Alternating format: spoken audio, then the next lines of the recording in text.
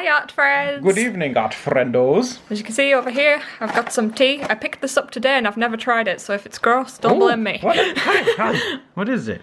I haven't even tried it yet. It's over here. Oh yeah, it is a nighttime tea, isn't it? Look at that. I wonder if it's too hot to take a tea test. It is pretty late here, actually, guys, you know. This is probably the latest we've ever filmed a video. Oh, it smells like, you know when you go to, like, petting zoos? A petting zoo? Yeah, it smells like a petting zoo. Well, I hope it doesn't taste like one. You know, like that weird farm smell? It smells like that. Not like the poo, it smells like all the hay and stuff.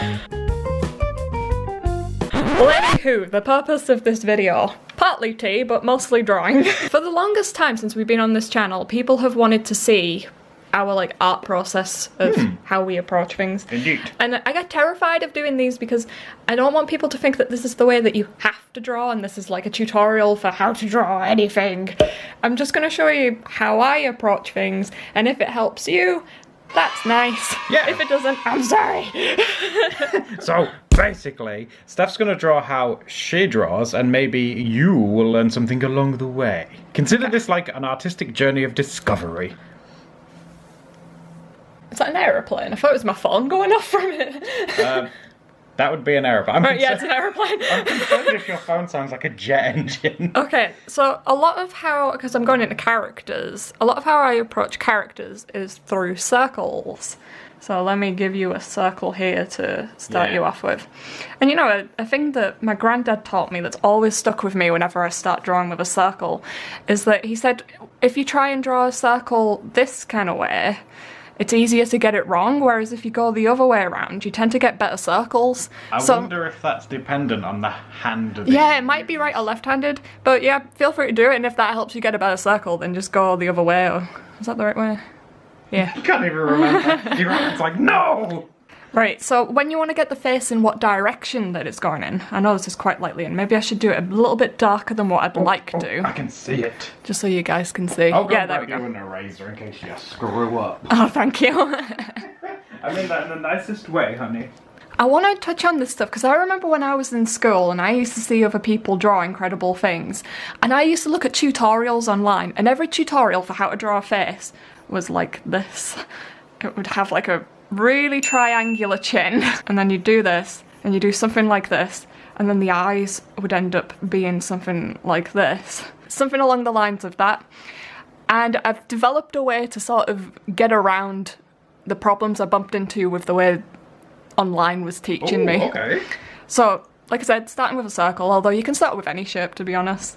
And then I tend to do like a crosshair across it, and then that helps me get a feel for, like, I typically put the nose on this line going down. It doesn't matter if I do it like this and it's like a really big nose, or if I do it like this and it's a really tiny nose. Thing. Yeah, it just helps me know where to quickly pop the nose on.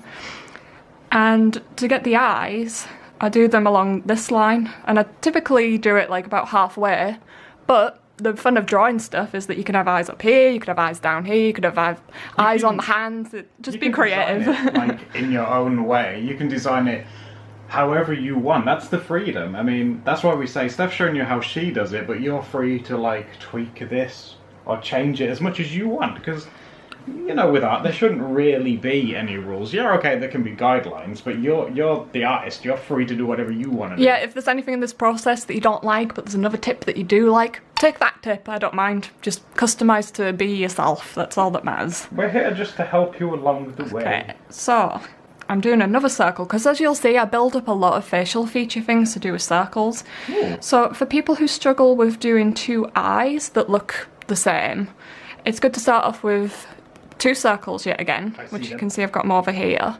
And then what I do is I just thicken up the outer line a bit. Oh. And it already starts to read a lot more like an eye. They look like and eyelashes. Then you can just put circles wherever you want the pupils to be. So now we've got eyes looking over here. And then you can just customise your eyelashes however you want to have them. You know what's really cool though with eyes? Is that eyebrows can completely change how those eyes look. Yeah, I'm not very good with eyebrows, but Adam's like a master of facial expressions and stuff. That's very sweet of you, but this video is about you. So, as you can see, I just thicken up this line, and we'll do it over here, you're starting to see how I build up my characters. And we'll have a looking over here. Maybe she's looking at that plane that's like, shut up, I'm trying to make a video! And some little eyelashes. And then you can just put the mouth up here.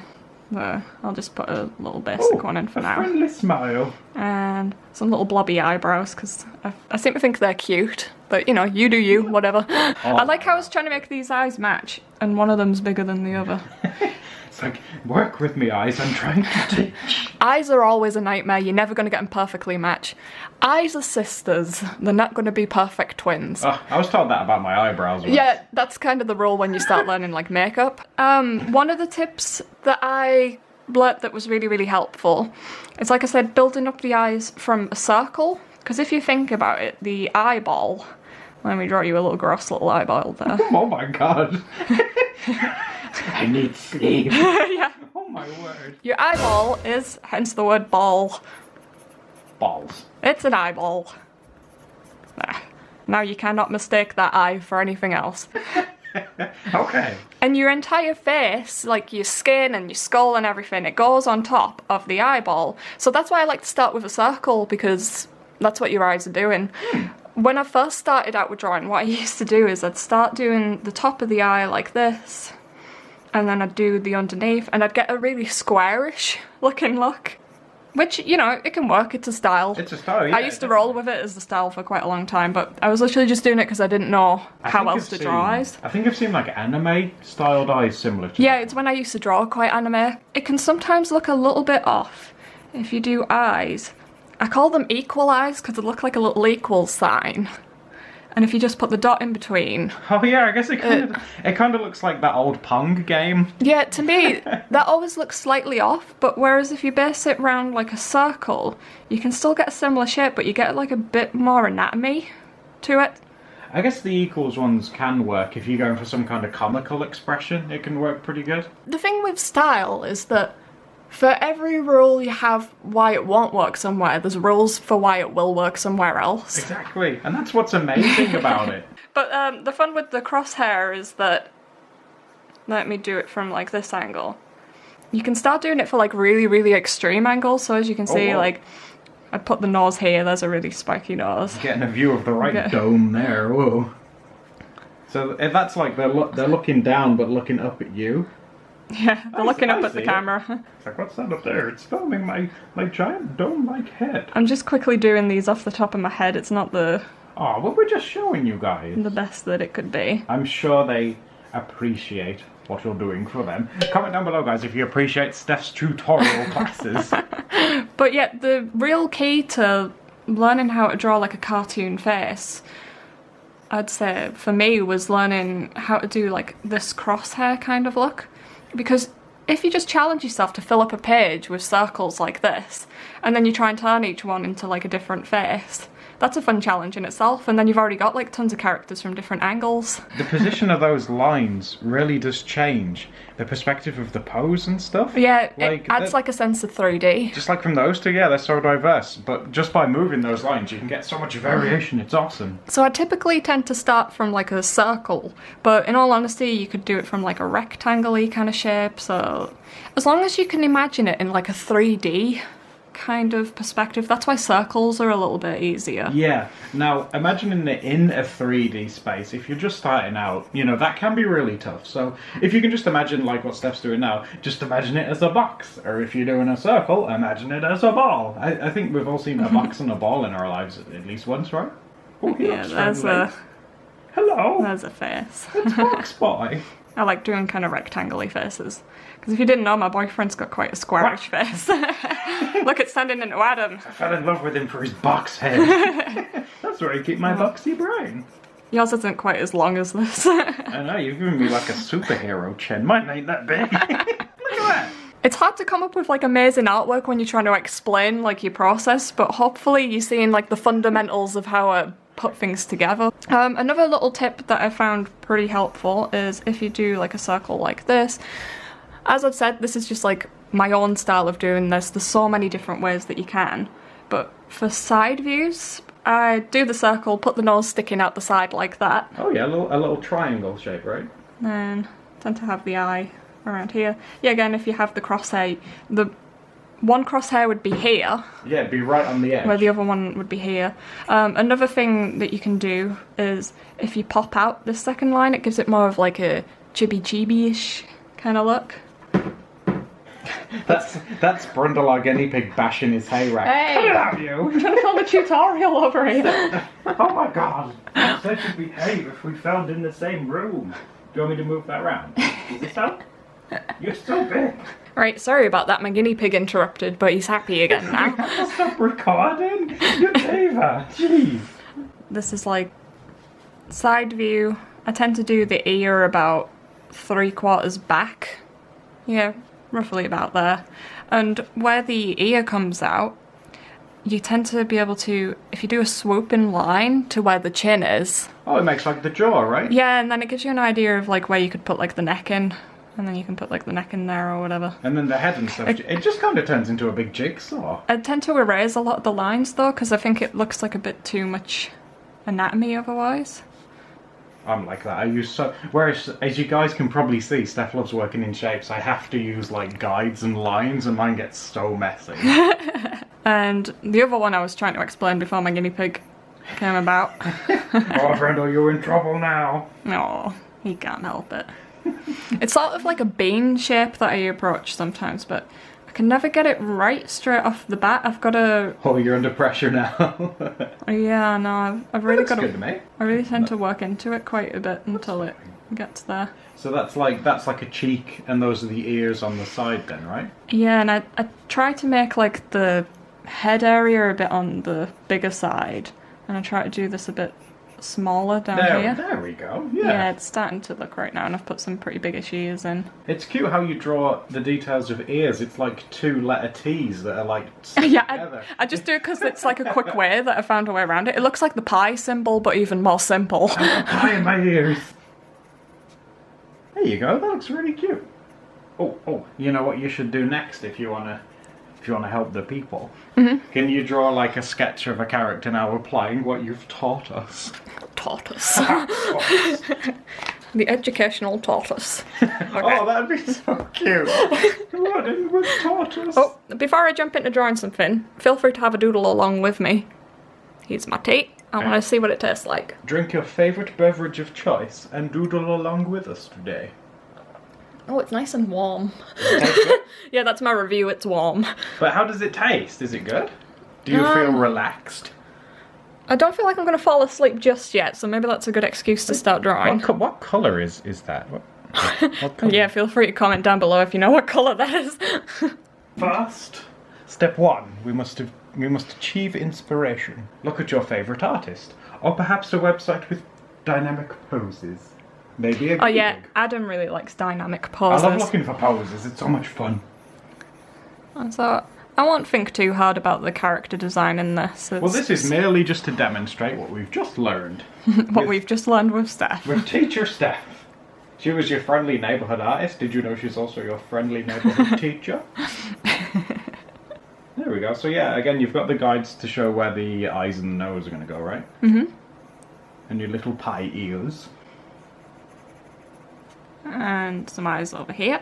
Is she looking at a really obnoxiously loud aircraft as well? Yeah, I always tend to draw characters looking up at things. Well, it's inquisitive. It's quite a cute expression, I think.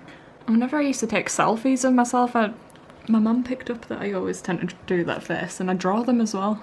It must be like a subconscious thing. What about you guys? Do you have anything that you tend to, like, subconsciously default to when you're just, like, drawing away?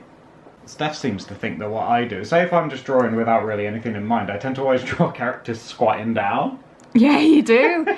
It's such a you thing though, I don't know anyone else who does that. I think it's because it was one of the first poses that I learned, so my mind's just like, don't know what to draw, I've got to draw someone squatting. Look at me playing around with like the nose. Sometimes as well another tip is like do a circle and then you get like nostrils at the bottom and then you just go up there like you that. go. And then you can play with that line to get like smaller or... You could have like a round nose, like a bulbous nose, Yeah. arrow nose. Noses are definitely one of the things that I draw in quite a lot and then I erase. And then I draw in quite a lot and then I erase. There you go, like a little triangle and you got yourself a cute little nose.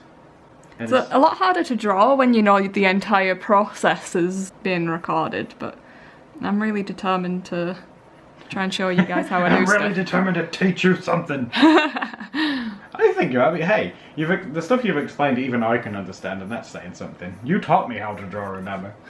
Yeah, and I think you draw in a completely different way to how I do, so that's I thought interesting. you were going to say, and you can draw pretty good.